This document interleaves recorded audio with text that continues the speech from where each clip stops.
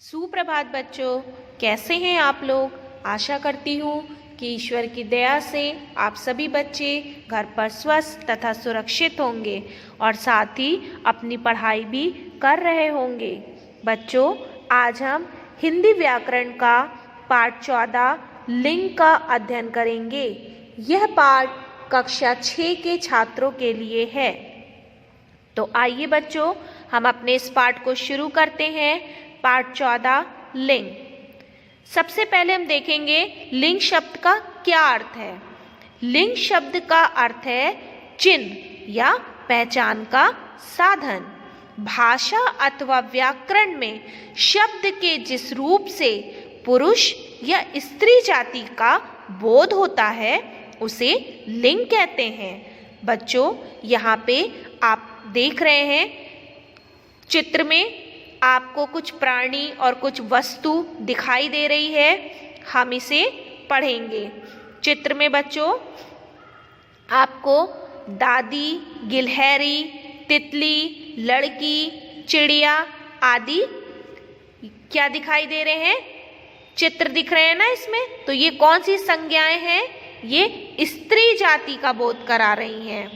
फिर से बता रही हूं मैं कि दादी, गिलहरी, तितली, लड़की, चिड़िया आदि संज्ञाएं स्त्री जाति का बोध करा रही हैं और पिताजी, दादाजी, माली, कुत्ता आदि संज्ञाएं पुरुष जाति का बोध करा रही हैं। तो जो यहाँ पे आपने चित्र में देखा, ये सभी प्राणी और वस्तु हैं, ये स्त्री जाति का बोध करा रहे हैं और कुछ पुरुष जाति का बोध करा रहे हैं। तो बच्चों, लिंग की क्या परिभाषा है हम इसे देखेंगे कि शब्द के जिस रूप से पुरुष या स्त्री होने का बोध होता है, पता चलता है, उसे लिंग कहते हैं। अब हम देखेंगे लिंग के भेद। लिंग के कितने भेद होते हैं? हिंदी में लिंग के 2 भेद होते हैं। पहला पुल्लिंग और दूसरा स्त्रीलिंग। तो सबसे पहले हम देखेंगे पुल्लिंग में कौन कौन से शब्द आते हैं, जैसे बंदर, शेर, मोर, लड़का। बच्चों, इन चित्रों में आपको क्या नाम मैंने बताया? बंदर, शेर, मोर और लड़का। ये किसका बोध करा रहे हैं? ये पुरुष जाति का बोध करा रहे हैं। इसलिए ये शब्द क्या है? पुल्लिंग है। तो पुल्लिंग की क्या परिभाषा है कि शब्द के जिस रूप से पुरुष जाति का बोध हो उसे पुल्लिंग कहते हैं। फिर हम देखेंगे स्त्रीलिंग। स्त्रीलिंग में वो शब्द हैं जो स्त्री जाति का बोध कराते हैं। कौन कौन से शब्द हैं? जैसे बंदरिया, शेरनी, मोरनी, लड़की। अभी हमने पुल्लिंग में देखा था, पुल्लिंग का बंदर था तो उसका स्त्रीलिंग हुआ बंदरिया। शेर पुल्लिंग था, उसका स्त्रीलिंग हुआ शेरनी। मोर हमने पुल्लिंग में देखा था, उसका स्त्रीलिंग हुआ मोरनी। लड़का क्या था? पुल्लिंग, उसका स्त्रीलिंग लड़की। तो शब्द के जिस रूप से स्त्री जाति का बोध हो उसे स्त्रीलिंग कहते हैं। अब हम देखेंगे लिंग पहचान के कुछ नियम। निम्नलिखित शब्द सदैव पुल्लिंग ही होते हैं, जैसे पेड़ों के नाम पीपल, आम, जामुन, बरगद आदि। फिर अनाजों के नाम गेहूं, चावल, चना, जौ आदि। फिर हम देखेंगे पर्वतों, सागरों, द्वीपों व महाद्वीपों के नाम, जैसे हिमालय, विंध्याचल, प्रशांत महासागर, एशिया, अफ्रीका आदि। देशों के नाम भारत, नेपाल, पाकिस्तान, चीन आदि। फिर महीनों और दिनों के नाम चैत्र, बैसाख, सावन, सोमवार, मंगलवार, रविवार, ये हैं दिनों के नाम। फिर ग्रहों के नाम मंगल, चंद्र, सूर्य, शनि आदि। और पृथ्वी क्या है? स्त्रीलिंग है इसमें। फिर द्रव्य पदार्थों एवं धातुओं के नाम, जिसमें पानी, सोना, घी, तेल, तांबा, लोहा, पीतल आदि। और चांदी क्या है? वो इसमें स्त्रीलिंग है। फिर हम देखेंगे बच्चों रत्नों के नाम। रत्न में है हीरा, पन्ना, माणिक, मोती आदि। फिर जिन शब्दों के अंत में आ, कौमा बड़ा आ, आव, न, पा तथा पन प्रत्यय लगे हो वे प्रायः पुल्लिंग होते हैं। जैसे आ छोटा आ से उपवन, खेल, बोल, कानन आदि। फिर बड़ा आ से घड़ा, इसमें क्या सुनाई दे रहा प्रत्यय बड़ा आ। फिर लोटा, डिब्बा, चमड़ा आदि। आव से लगाव, बहाव आदि। ना से अध्ययन, लेन देन आदि। फिर पा प्रत्यय से बुढ़ापा, मोटापा आदि। पन प्रत्यय से बचपन, लड़कपन आदि। अब हम देखेंगे निम्नलिखित शब्द सदैव स्त्रीलिंग होते हैं। कुछ शब्द जो हैं वो हमेशा स्त्रीलिंग होते हैं। जैसे तिथियों के नाम। तिथियों के नाम में है पूर्णिमा, एकादशी, अमावस्या आदि।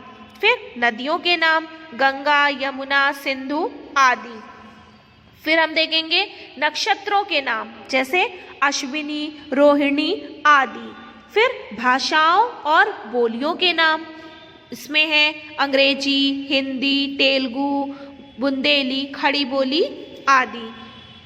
कुछ आहारों के नाम रोटी, पूड़ी, खिचड़ी, सब्जी आदि। फिर है इकारांत तत्सम संज्ञाएं जैसे जाति, भक्ति, शक्ति, अग्नि आदि।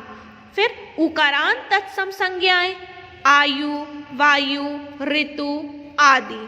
फिर हम देखेंगे आहट, कौमा आवट, कौमा आई, कौमा इया और आस प्रत्यय लगे हुए शब्द जैसे सजावट, घबराहट, बुराई, भलाई, महंगाई। फिर कुटिया, मिठास, खटास आदि। फिर हम देखेंगे दूसरी हेडिंग है लिंग परिवर्तन। अभी हमने देखा था लिंग पहचान के कुछ नियम। अब हम देखेंगे लिंग परिवर्तन। यहाँ पे पुल्लिंग का स्त्रीलिंग में बदलना।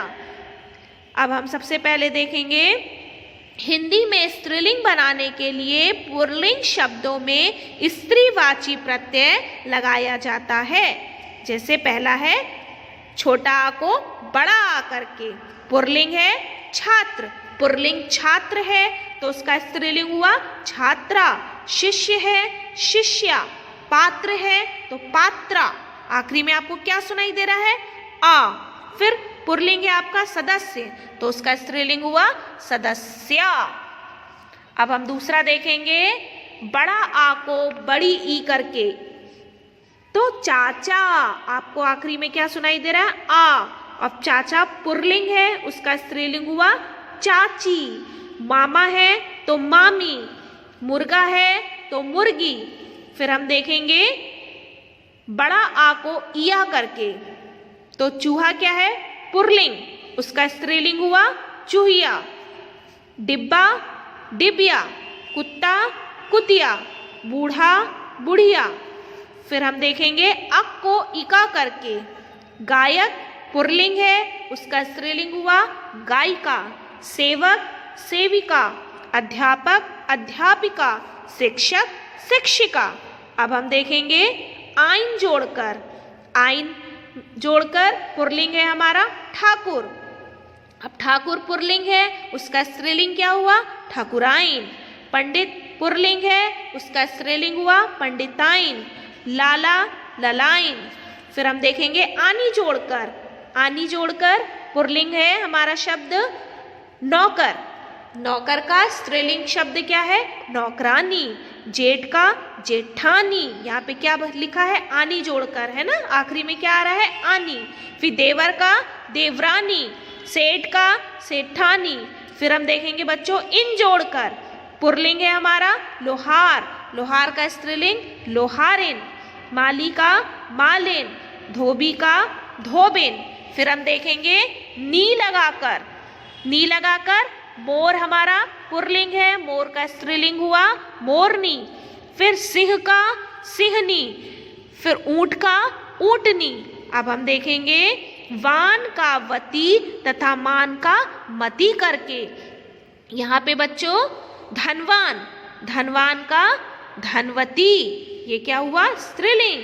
रूपवान पुल्लिंग शब्द है, उसका स्त्रीलिंग हुआ रूपवती। बलवान बलवती, बुद्धिमान बुद्धिमती, श्रीमान श्रीमती, शक्तिमान शक्तिमती।